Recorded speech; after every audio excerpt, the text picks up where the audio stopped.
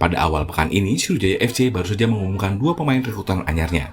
Keduanya adalah mantan pemain Persebaya Abu Rizal Maulana yang berposisi sebagai bek kanan, serta mantan pemain Persipura Ronaldo Meusido yang berposisi sebagai gelandang bertahan. Pelatih Sriwijaya M. Aizar mengakui akan kedatangan 1 pemain lokal lagi. Dan Aizar juga mengaku sudah mencapai kesepakatan dengan 1 pemain naturalisasi yang rencananya akan memperkuat SFC musim ini dan akan segera tiba di kota Palembang pada akhir pekan nanti.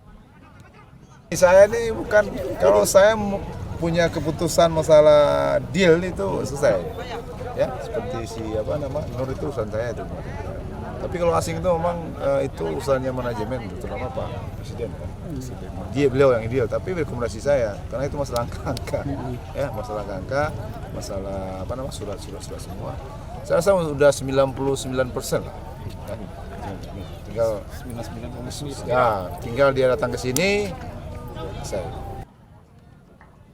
Sriwijaya FC juga memastikan batal merekrut mantan pemain PSIS Semarang Abanda Rahman yang resmi bergabung ke Bayangkara FC, serta mantan pemain Persela Lamongan Ferry Sistianto yang terkendala masalah izin.